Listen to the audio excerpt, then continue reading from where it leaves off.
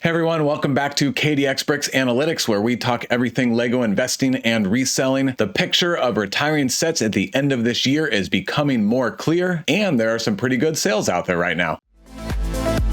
Here we are on the retiring soon page on lego.com, and once sets hit this page, there is a very, very high probability that they will retire at the end of this year. Nothing is guaranteed. Every now and then a set comes off or gets added. Please note that it is a list of 88 sets, and you might be scratching your head right about now, because if we go to the BrickTap retirement list, there are 434 sets expected to retire at the end of this year. Just like Lego's list, this list is also not guaranteed. And similarly, here on Brick Fanatics, the September list has basically the same sets with a few differences that I'll point out. And so you should be asking yourself, how does 88 sets on the last chance list help us that much with potentially over 400 sets retiring at the end of this year? Well, right here, I'm looking at the US Lego.com website, but I'm going to open up a new Lego.com tab, and I am going to scroll down to the region, and I'm going to pick Europe. And I checked a bunch of these. Many of them have a high number of retiring sets, but the one that I found to have the most was the Denmark website. And now I'm going to go to shop, and at the bottom, retiring soon. And now we see 393 sets. I've done the research ahead of time. There's only one or two that I am interested in for investing that is not on this list. So pretty much everything else, Lego is telling us it is retiring at the end of this year. But again, one last time, the caveat is that all of this is subject to change, but historically there are very few changes at this point. So let's go through these real quick. First, I'm going to start out with Star Wars, filtering down to the 23 sets. It's good to see Phantom Menace retiring at the end of this year. So a very short shelf life, like last year's Battle of Endor Heroes brickheads. Phantom Menace came out in May, so an 8-month shelf life. On my mentions and enthusiasm score table, year to date, 18 mentions and a 2.7 enthusiasm score. Very good metrics, but keep in mind last year's Endor Heroes multi-pack is not doing great so far, but last year's pack did go on 40% discount. This one might do the same. Notice that these are not in US dollars because I'm on the Denmark website. Luke's UCS land speeder, I'm passing unless it's over 50% off, which could happen. It is not a very popular set, and I've already seen it for 40% off. On our table, only 6 mentions with a low 1.2 enthusiasm score. The Princess Leia Bouche helmet, the most popular set on our table with 52 mentions and an E-score of 2.7. It is a Target exclusive. I haven't picked up maybe just one. I'm waiting to see when it goes on sale at Target. Tusken Raider is retiring as expected, 2-year shelf life, just like last year's Ahsoka brickheads. Chewbacca, pretty short shelf life, not a popular set. Only 7 mentions with an even lower 1.1. Emperor's Throne Room diorama, as expected, to retire at the end of this year, 11 mentions, E-score of 2. And then the Speeder Chase diorama, 13 and a 1.8. You guys know I like the dioramas, but the first wave have not performed very well, even though I got those for average about 47% off. I think it was maybe 43% off. But I haven't seen these at huge discounts yet up until just recently, and so I'm gonna wait until right at the end of the year to see if they go on an even better discount, and I might not pick up too many of these dioramas this time. Large R2-D2, it's junk, but definitely retiring as expected because the new $100 R2-D2 came out. Yoda's Jedi Starfighter, Spider Tank, neither of those interest me. The Millennium Falcon, it's been out since 2019, and we'll talk about this one a little later because there's a pretty good sale on it right now, and with no Playscale Millennium Falcon on the shelves after the end of this year, other than the Dark Falcon, which is not canonical, kind of made up, there's some potential at the really good discount for this one. Yavin 4 Rebel Base, really expensive at $170 US, only 7 mentions, E-score of 1.7. Few people are saying that the minifigures will carry it,